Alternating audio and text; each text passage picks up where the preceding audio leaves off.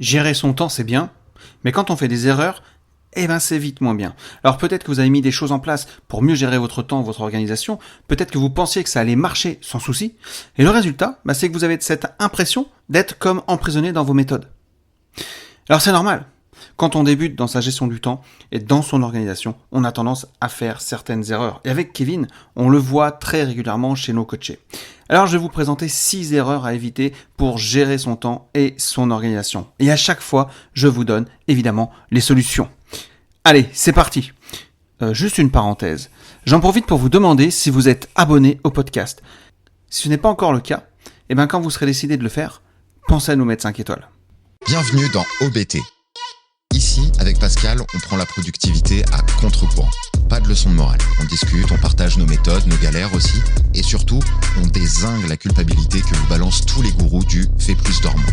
Le but, que vous passiez un bon moment et que vous ayez envie de passer à l'action tranquillement, à votre rythme. C'est super bien présenté, Kev. Ce que je vous propose, c'est qu'on attaque tout de suite. Bienvenue à tous, c'est Pascal, on se retrouve pour un nouveau podcast court et cette fois on va voir les 6 erreurs à éviter pour gérer son temps. Oui, il y a des erreurs à ne pas faire quand on veut bien gérer son temps. Vous allez voir que la première erreur c'est vouloir tout faire, la deuxième erreur c'est de ne pas planifier sa journée, la troisième erreur c'est de sous-estimer le temps nécessaire, la quatrième erreur c'est de dire oui à tout, la cinquième erreur c'est de confondre activité et productivité et la sixième erreur c'est oublier de se reposer. On va voir tout ça en détail, on va voir les solutions qu'on peut mettre en place également. Parce que, franchement, ok, lister les 6 erreurs, c'est bien, mais s'il n'y a pas les solutions derrière pour pas les faire, c'est moins bien. On est parti. Donc, on parle souvent de gestion du temps comme si c'était une compétence qui était réservée aux personnes hyper organisées, celles qui se lèvent à 5 heures du mat, qui cochent toutes les cases de leur to-do list avant midi, qui prennent des douches froides et tout, qui font de la méditation. Mais en fait, on sait très bien que dans la vraie vie, gérer son temps, c'est surtout trouver un équilibre entre efficacité, plaisir et réalisme. Et pour y arriver, il faut d'abord éviter certaines erreurs très courantes, celles qui sabotent votre énergie, votre concentration et votre sentiment d'avancer. Et donc on va voir les 6 erreurs à éviter pour gérer son temps. Évidemment, je parle des 6 erreurs les plus fréquentes, celles qu'on voit le plus souvent nous avec Kevin, et surtout les solutions concrètes pour les corriger. Alors, première erreur, vouloir tout faire. Ça c'est le pilote soit fort, etc. Vous voyez, à chaque fois on revient sur les pilotes clandestins, sur votre rapport au temps par rapport à ça. Et ça, c'est probablement le piège le plus répandu des erreurs à éviter pour gérer son temps. Croire qu'être productif, c'est tout faire. Parce que le résultat, c'est que vous allez vous remplir vos journées de tâches, vous allez courir partout, mais vous allez avancer peu sur ce qui compte vraiment. Et le problème, ce n'est pas votre efficacité, c'est votre manque de priorisation. Et là, il y a une solution qui est sympa, c'est la règle du 1-3-5. Chaque jour, vous allez choisir une tâche prioritaire, celle qui aura vraiment le plus d'impact. 3 tâches importantes. Et ensuite 5 petites tâches ou actions rapides. 1, 3, 5. Tâche prioritaire, 3 tâches importantes, 5 petites tâches. Cette méthode, elle est simple, mais elle va vous obliger à faire des choix conscients. Et paradoxalement, en faisant moins, vous allez voir, vous allez faire mieux. La deuxième erreur, c'est de ne pas planifier sa journée. Vous allez voir, il y a un épisode spécial pour ça. Il y a beaucoup de gens qui vont démarrer leur journée sans plan clair en se disant « je verrai au fur et à mesure le problème ». Et là, vous êtes dans le stress, dans le speed, à vite réagir à votre environnement.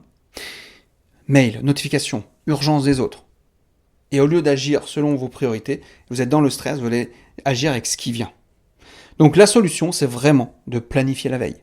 Prenez 10 à 15 minutes chaque soir, à la fin de votre journée de boulot, pour lister les tâches du lendemain. Identifiez les 3 plus importantes et bloquez votre temps par des plages horaires. Exemple, de 9h à 11h, je fais telle tâche prioritaire ou telle action. Et là, je vous invite à regarder l'épisode. Je ne sais pas s'il sera sorti au moment où vous écouterez cet épisode, mais en tout cas sur la to-do list, sur gérer ses priorités, etc. Donc, 9h-11h, vous faites la tâche ou l'action prioritaire. 14-15h, par exemple, vous faites les mails, etc. Okay, ça va vous permettre de démarrer le matin avec un cap clair, sans vous laisser happer par les distractions. Et vous pouvez même planifier les pauses. Votre cerveau, il a besoin de souffler pour rester performant, ça on le verra dans la prochaine erreur. Donc, vous voulez vraiment aller en savoir plus sur le fait de planifier sa journée pour la réussir, je vous invite à aller voir l'épisode qui est consacré à ça. Erreur numéro 3, sous-estimer le temps nécessaire. Parce que très souvent, on pense qu'une tâche va nous prendre 10 minutes. Et en fait, 45 minutes plus tard, on y est encore. je suis certain que ça vous l'a déjà fait. Ce phénomène, c'est une loi qui dit que toute tâche prend toujours plus de temps que prévu, même quand on en tient compte. Donc la solution, c'est vous ajouter 20% de marge. Quand vous planifiez une activité, une action, une tâche, vous multipliez votre estimation par 1,2. Si vous pensez qu'un rapport vous prendra 2 heures, bloquez 2h30. Mieux vaut finir plus tôt et avoir du temps libre que de courir après le temps toute la journée. Je répète, mieux vaut finir plus tôt et avoir du temps libre que de courir après le temps toute la journée. Erreur numéro 4, c'est dire oui à tout. Acceptez toutes les demandes de réunion ou les sollicitations. Et là, je vous invite à revoir l'épisode sur apprendre à dire non. Parce que ça, c'est la meilleure façon de diluer votre énergie. De dire oui aux autres, c'est souvent dire non à soi-même. Et donc, la solution, c'est apprendre à dire non avec bienveillance. On a vu comment faire dans l'épisode apprendre à dire non. Et comme ça, vous allez pouvoir refuser sans froisser. Par exemple, merci pour ta proposition, mais j'ai déjà un engagement à ce moment-là. Je ne peux pas le faire cette semaine, mais on peut en reparler lundi prochain. Là, vous donnez aussi une alternative. Dire non, c'est vraiment protéger votre temps et votre attention. Et les gens vous respecteront d'autant plus que vous allez respecter vos propres limites. Erreur numéro 5, c'est de confondre activité et productivité. Avoir une journée remplie ne veut pas dire qu'on a été efficace. On peut très bien passer 8 heures à cocher des micro-tâches sans avoir avancé sur ce qui comptait vraiment. La solution, c'est de mesurer votre impact par votre temps.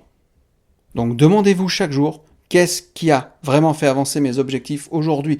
Et on revient sur la fameuse matrice d'Eisenhower, un petit peu améliorée qu'on voit dans notre formation System Timer, mais concentrez-vous sur les tâches qui sont impactantes. Et pour aller plus loin, essayez de traquer votre temps pendant une semaine sur un papier, dans un tableau, avec une app, peu importe. Vous allez voir très vite où s'évapore votre temps et vous pourrez ajuster en conscience. Erreur numéro 6. Oubliez de se reposer. La productivité n'a de sens que si elle est durable. Travailler sans pause, c'est comme rouler sans faire le plein. À un moment donné, vous allez finir par caler. Donc la solution, faites des micro-pauses. Toutes les 40 minutes, 60 minutes, 90 minutes.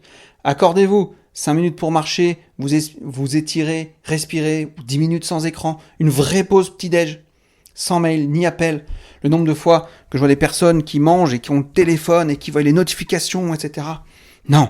Moi, par exemple, quand je prends ma pause déj, mon téléphone, il est dans mon bureau. Basta. Je l'ai même pas sur moi. Un corps reposé et un esprit détendu font plus en moins de temps. Donc, pour conclure, qu'est-ce qu'on peut retenir ? On peut retenir que gérer son temps, ce n'est pas remplir chaque minute. C'est choisir ce à quoi on veut consacrer notre attention. Et surtout, c'est accepter que vous ne pourrez pas tout faire. Mais par contre, vous pourrez faire ce qui compte vraiment. Et ça, c'est vraiment la nuance. Ces 6 erreurs à éviter pour gérer son temps, ça vous donne un aperçu de ce qu'il vous reste à faire. Donc, grosso modo, on priorise, on planifie, on évalue, on protège, on recharge. Ok ? Si vous voulez aller plus loin, il y a toujours notre formation, le système Timer. C'est la formation qu'il vous faut si vous voulez qu'on vous accompagne à mettre en place des actions concrètes adaptées pour mieux vous organiser, pour mieux gérer votre temps et retrouver une vie. Dedans, on fait vraiment prendre conscience de la relation que vous avez au temps et de comment y faire face. Pour retrouver enfin de la sérénité et du temps avec vos proches. En moyenne, nos élèves récupèrent minimum 7 heures par semaine. Vous vous rendez compte, 7 heures par semaine, ça fait quasiment 30 heures par mois. Vous cliquez autour de cette vidéo, il y a le lien, etc. Et évidemment, si le podcast vous a plu, pensez à lui mettre 5 étoiles, ça nous fera énormément plaisir. Je vous dis à très bientôt pour un prochain épisode. Ciao.